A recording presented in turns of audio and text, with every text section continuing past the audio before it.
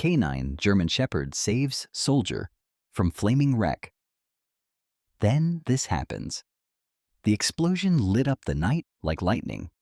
On a deserted stretch of highway outside El Paso, a military Humvee lay upside down, its wheels still spinning, fire licking its sides. Smoke billowed into the dark Texas sky. Inside, a young soldier was unconscious, blood trickling down his temple, his leg crushed, seconds away from death. Then, from the shadows, came a shape. 4 legs. Burning eyes. A battered service vest barely clinging to its side. Rex, the canine German Shepherd, had been thrown from the vehicle. Broken, bruised, but not beaten. And when he saw his partner trapped inside that inferno, he didn't hesitate. Not for pain, not for fire, not for death. What happened next would leave the paramedics speechless, shake the hearts of every witness, and spark a movement that would ripple across the country. Because Rex didn't just save his handler's life, he reminded everyone what loyalty really looks like. Before we begin, make sure to subscribe to the channel, like this video, and turn on notifications. That's how we keep bringing you more powerful, true stories like this one. Stories of courage, loyalty, and the bond that never breaks. You won't believe what this brave canine does next. It was supposed to be a routine transport. Sergeant Kyle Monroe, a 27-year-old Army mechanic stationed at Fort Bliss, was returning from a supply drop near the border. Riding with him in the passenger seat wasn't another soldier. It was Rex, his assigned canine partner. A 5-year-old German Shepherd trained in explosives detection, Rex had saved lives in Afghanistan and earned his place as both comrade and companion. Kyle loved Rex more than he cared to admit. He wasn't a man of many words, but with Rex, words weren't needed. The dog knew how Kyle breathed when he was anxious, how he clenched his jaw before remembering something he didn't want to feel. Rex never asked questions. He just stayed close. It was 11:38 p.m. The road stretched out like a ribbon of ink through the desert. Kyle was tired. Too tired. He turned up the radio to stay awake. A country song hummed in the background. Rex sat alert, eyes scanning the horizon like he always did. Then everything happened at once. A sharp swerve, a blinding flash, a deafening crack. The Humvee slammed into a dip in the road, tires losing traction. It rolled once, then again, metal screaming as it flipped, until finally landing on its roof with a brutal, shattering impact. Inside, Kyle's head hit the dashboard. He slumped forward, unconscious, blood trickling from his scalp. His leg was pinned beneath the crumpled steering column. The flames began at the engine, small at first, but hungry. Hungry for fuel. Hungry for life. Rex had been thrown from the vehicle on the second roll. He hit the ground hard, yelping as his ribs slammed into the dry earth. For a moment, he didn't move. Dust clouded his eyes. His side burned. His ears rang. Then he heard it. Kyle's heartbeat. Faint. Uneven. The fire crackled louder now. Rex staggered to his feet. Pain shot through his front leg. He limped toward the wreck. The Humvee was upside down, windows shattered, smoke rising in black plumes. The heat was unbearable, but Rex pushed forward. One paw, then another. His pads burned. His lungs ached. He crawled through the smashed side window, glass cutting into his flank. Kyle was still alive, his chest rising barely beneath the pressure of twisted metal. Rex whined, nudging his handler's face with his nose. No response. He barked, sharp, loud, desperate.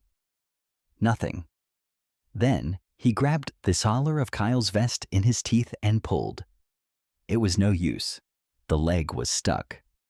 Rex let out a low growl and lunged again, biting at the straps of the seatbelt, yanking them with all the strength his battered body had left. The flames danced closer. Something exploded near the front tire. Rex didn't flinch. He tugged and tugged, until finally something gave way. Kyle's body slid slightly. The weight shifted. Rex lunged and bit down on the fabric near Kyle's shoulder, dragging him inch by inch toward the shattered window. Smoke filled the cabin. A second explosion rocked the frame. The roof began to collapse. And just as the fire kissed the inside edge of the cabin, Rex pulled Kyle through. They tumbled out together, the dog collapsing atop the soldier as the entire vehicle erupted behind them. The blast lit up the desert for miles. And when the dust finally settled, there they were, a broken soldier, and the dog who refused to leave him behind. A trucker saw the fireball from the highway and called 911. When paramedics arrived, they found Rex lying protectively over Kyle's chest, his nose pressed gently to the man's jawline, as if willing him to breathe. Kyle's pulse was faint, but it was there. So was Rex, covered in ash, burned, but alive, waiting. Because in his heart, he only had one mission left: bring his soldier home. When the ambulance doors slammed shut, Rex tried to jump in. Bloodied and limping, he lunged toward the back of the vehicle with surprising strength for a dog barely standing. One EMT turned around, startled. "He's not going to make it through another hour," the man muttered, gesturing at the German Shepherd's scorched fur, his torn paw pads. But Rex didn't care. Inside that ambulance, Kyle Monroe was hooked to oxygen and unconscious, and Rex knew, deep in the part of him that no training could define, that he couldn't let his partner go alone.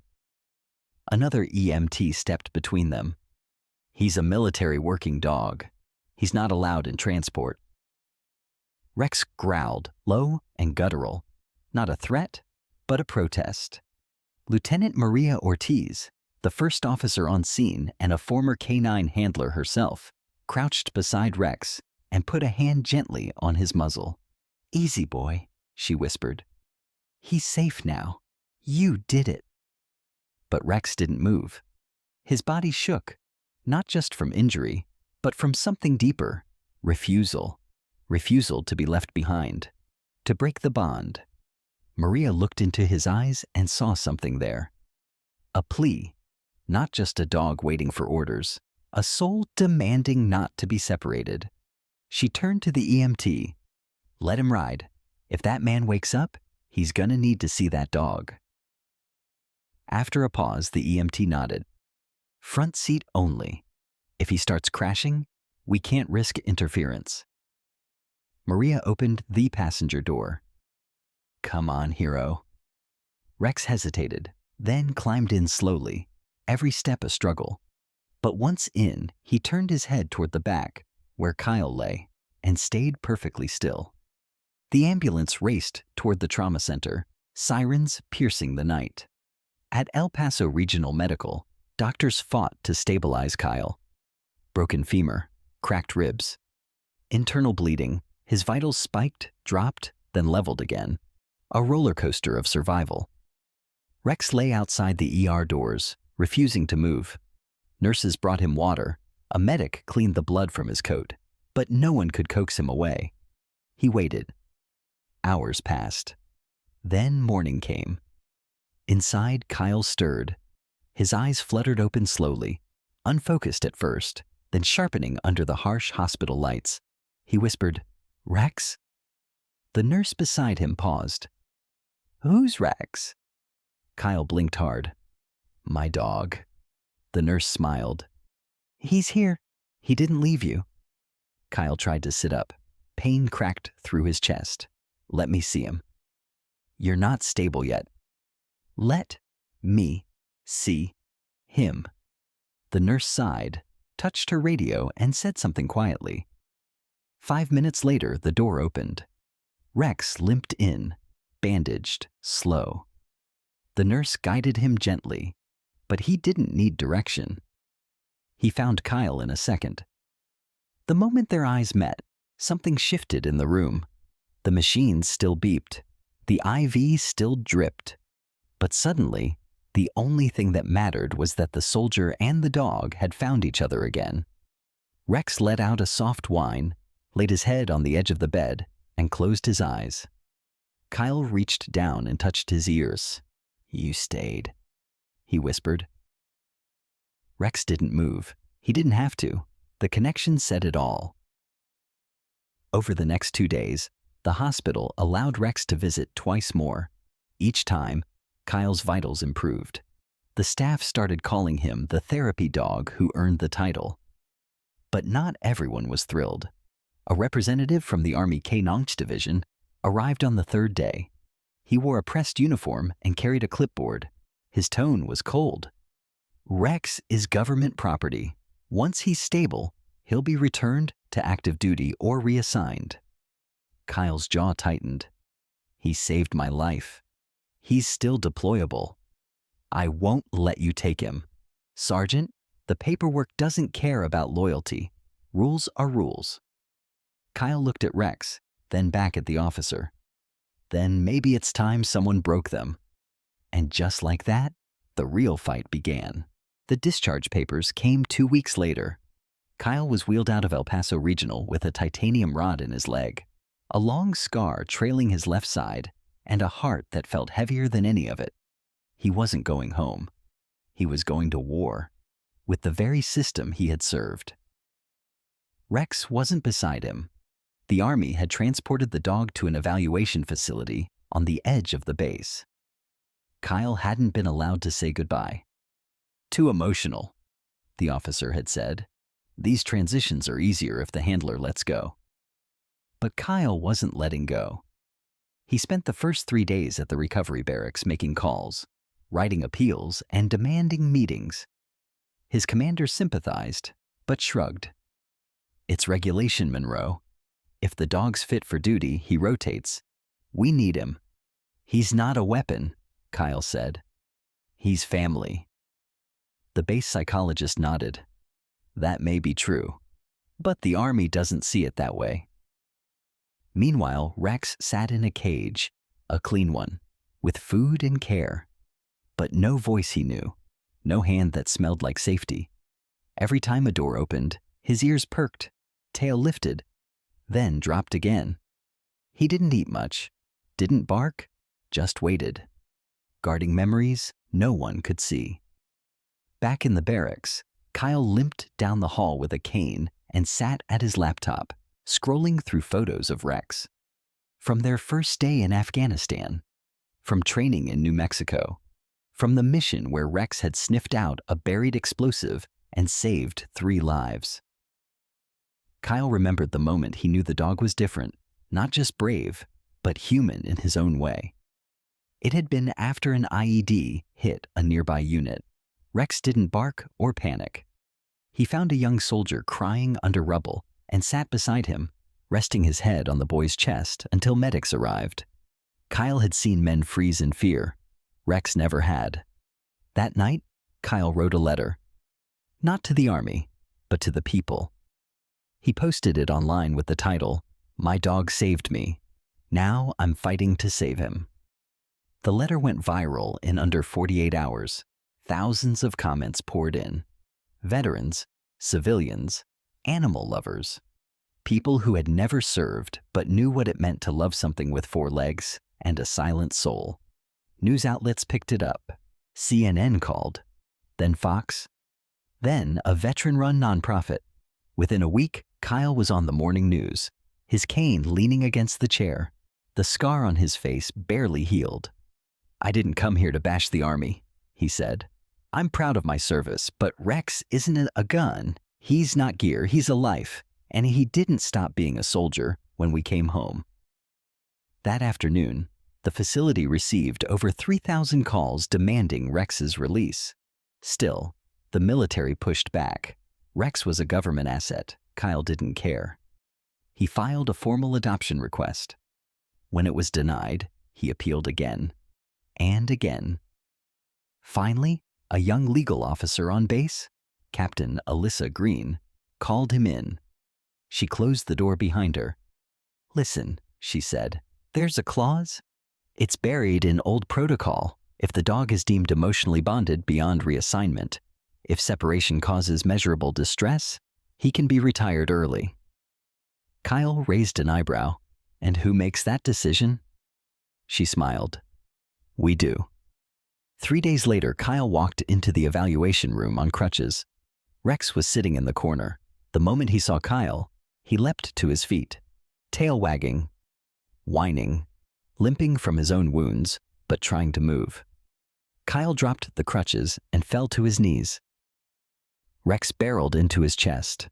It wasn't just reunion, it was proof. Captain Green turned to the evaluator. Measurable distress? The evaluator didn't even blink. Undeniable. And just like that, Rex was free. He wasn't a soldier anymore. He was going home. Kyle's home wasn't much to look at. A small one-story in the outskirts of Las Cruces, with a chain-link fence, a dented truck in the driveway, and a porch swing that creaked when the wind blew too hard. But to Rex, it was paradise. No cages, no barking kennels, no strangers in uniform, just Kyle. The one scent that meant safety. The one heartbeat he would follow anywhere. Kyle had transformed the guest room into Rex's space. New bed, food station, shelves filled with toys he never played with but guarded like gold. Rex followed him everywhere. If Kyle stood, Rex stood. If he sat, Rex sat. If Kyle woke up with sweat on his brow and ghosts in his dreams, Rex would jump onto the bed, curl into his side and wait. Wait for his breathing to slow. Wait for his past to leave the room. But for all their joy, the adjustment wasn't simple. Kyle limped more than he let on. He slept during the day and stared at the ceiling at night. Crowds made his hands shake. Loud noises made him freeze. Rex noticed everything. One evening, Kyle was in the garage, working on a busted motorcycle he'd bought at auction. The radio played low, and Rex laid nearby, chewing on a tennis ball. Then a car backfired down the street. The sound split the air like a rifle. Kyle dropped the wrench, his whole body tensed. Breath caught. He crouched behind the workbench instinctively, heart pounding like mortar fire. But it was Rex who broke through the haze. The German Shepherd walked slowly over, nosed his shoulder, then sat, calm, still, present, grounding him. Kyle let out a long breath and leaned back against the wall. You still on duty, huh? He whispered. Rex licked his arm as if to say, always. They spent that night on the floor, Kyle's hand resting on Rex's chest, feeling the steady rise and fall of his breathing. It was the only rhythm that made sense anymore. As the weeks passed, their bond deepened. Kyle started speaking at veteran events.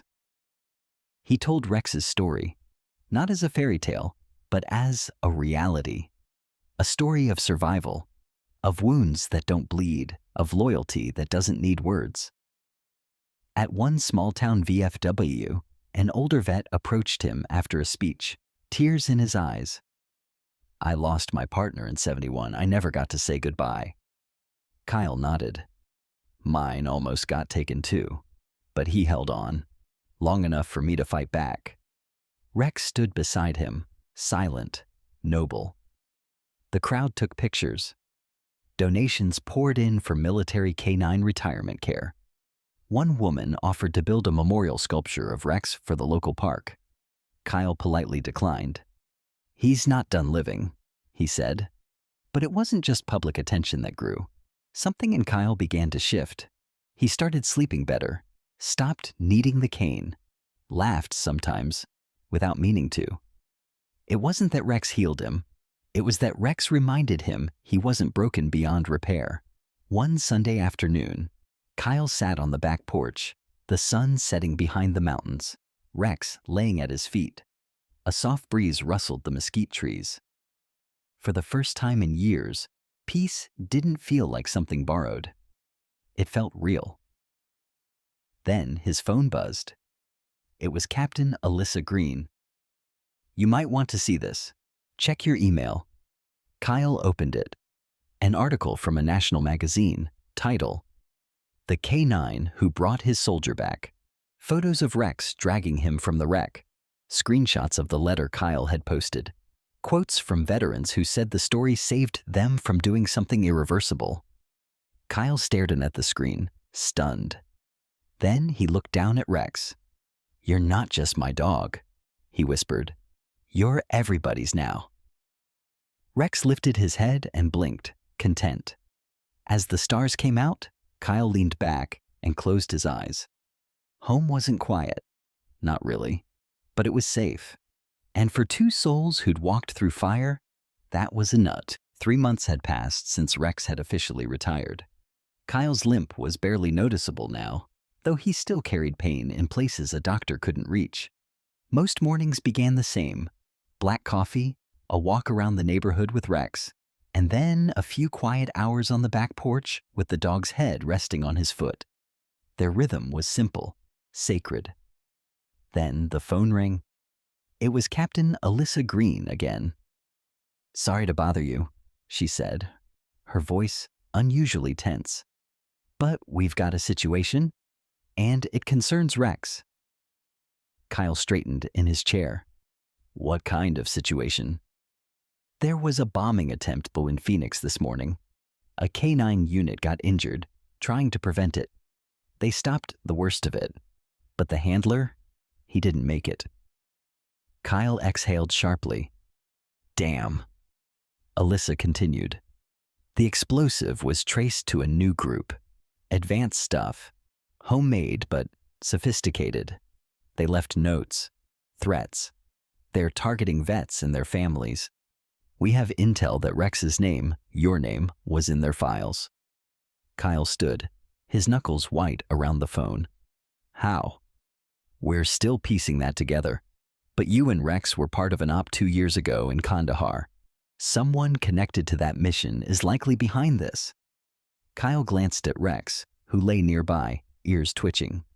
"You're saying we're targets?" A pause. "Yes." Kyle swallowed. "So, what are you asking?" Alyssa hesitated. "We want Rex to help us identify the scent markers from the Phoenix scene. Just a few hours. Controlled environment. Then he comes home." Kyle turned his gaze to the dog. Rex was watching him, like he knew his name had just been spoken on the wire. "He's not active duty anymore," Kyle said softly.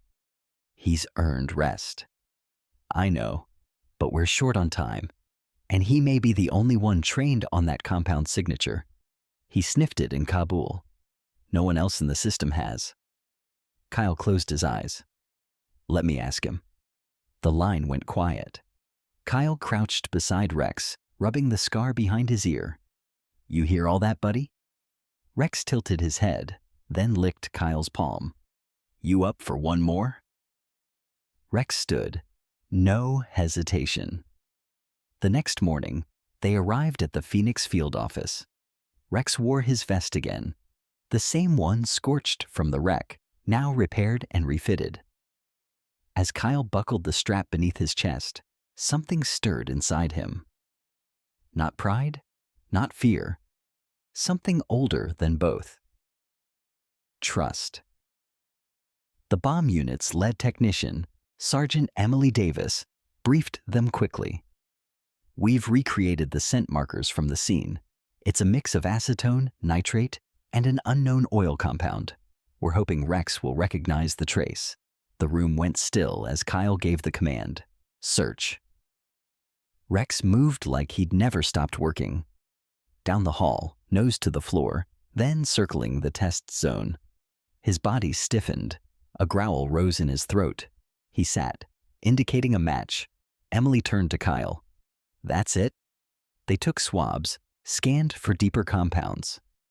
But it wasn't just the scent that mattered. It was what Rex did next.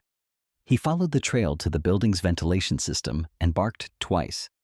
The tech team ran tests. Minutes later, they confirmed it. A second device had been planted in the ductwork. They evacuated the building. No injuries. Because of Rex. Again. That evening, back at the motel, Kyle sat on the edge of the bed, staring at Rex curled up near the door. "You saved lives today," he said. Rex didn't respond. He just sighed, tired but calm. Kyle looked down at his hands. They're gonna want you again. More missions, more risks. He leaned back. But I'm not giving you up. As the news played in the background, reporting the evacuation and the prevented attack, Kyle muted the TV and whispered, "They may own the uniform, but they don't own you." Outside, the desert wind whistled softly through the parking lot. Rex lifted his head and looked at Kyle. And in his eyes, Kyle saw the truth. Rex didn't care about orders or duty. He cared about him, and he always would. They flew home 2 days later. The flight was quiet, private, military chartered, courtesy of the Department of Defense. The same department that had once refused to acknowledge Rex's worth beyond the battlefield now treated him like a living legend. But Kyle wasn't impressed by the fanfare. He kept one hand on Rex's collar the entire ride, as if to say, "He's not yours anymore." Waiting at the tarmac in Las Cruces was a surprise. Local media, a few high-ranking officers, and a podium draped in flags. A ceremony. Captain Alyssa Green approached with a clipboard and a smile. "You don't have to speak," she said gently. But they insisted. Rex saved a federal building and 24 lives. Kyle looked down at Rex. The dog's tail wagged once, then settled, always calm in a storm. "I'll say something," Kyle replied. An hour later, under the New Mexico sun, Kyle stood before a small crowd.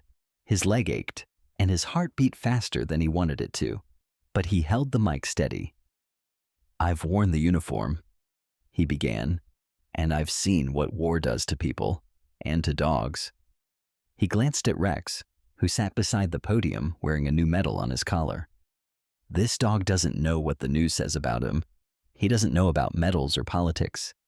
He only knows what it means to stay." The crowd listened, silent. "When my vehicle exploded, Rex didn't run. When I couldn't walk, he dragged me.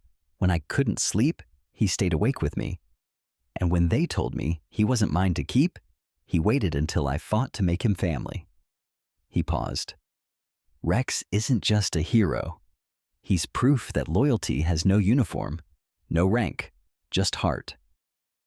The crowd erupted in applause.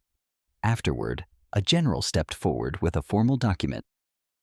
"Sergeant Monroe," the man said, "we'd like to offer Rex an honorary designation, Canine Emeritus, with full retirement benefits and ceremonial status. He'll never be reassigned, and he'll be recognized for his service in perpetuity." Kyle blinked, surprised. "You're giving him a pension?" The general smiled. "It's symbolic. But yes, and a burial site at Arlington, if ever needed." Kyle looked at Rex. He's not going anywhere for a long time. That night, Kyle sat on the porch again, legs up, ice on his knee. Rex lay beside him, the metal glinting softly in the moonlight. "Feels strange," Kyle murmured. "They finally see you." Rex nudged his hand. "But here's the thing," Kyle said. "They're gonna call again. Maybe not tomorrow, but they will. Because you're still the best. And they'll say it's just one more job. Just one more mission." He fell silent. Then, quietly, he asked, "What if I say yes?" Rex stared at him, unmoving. "What if we go back for just one more? Not because they want us, but because someone out there needs us." Kyle felt a familiar pull, the same one that had taken him to basic training, then to war, then to recovery. He didn't want war, but he still wanted to matter. Rex's ears perked. He sat up straighter, as if sensing something shifting. Kyle rubbed his neck. "Not today, not soon, but maybe someday." Inside the house, a photo frame sat on the mantel. It showed a younger Kyle and Rex in a desert, both sunburned and dust-covered, both grinning, one with teeth, the other with eyes. Kyle whispered, "You're free now, but we can still choose." Rex rested his head on Kyle's lap, content. And in that moment, Kyle knew they didn't have to be on the front lines to be useful. Every story they told, every life they touched just by walking into a room together, that was their mission now. Not combat, not orders, but healing. Side by side, no leash needed, just love. A year later, Kyle and Rex stood at the entrance of a new center built in their honor, the Monroe and Rex Foundation, dedicated to helping retired canines and veterans heal together. Children ran across the grass, veterans laughed beside their beds, and families who had once felt forgotten now found purpose again. Rex, now grayer around the muzzle, still walked with his signature strength. No longer a soldier, no longer a tool of war, but a beacon. A living reminder that survival isn't just about what you endure. It's about who stands beside you when everything burns. Kyle knelt beside him during the ribbon cutting, whispered, "We made it, partner." Rex looked up at him, eyes steady. No war, no fire, just peace, and the bond that saved them both. If this story touched your heart, subscribe to the channel and leave a like. Share it with someone who believes that real heroes walk on four legs and never stop fighting for those they love.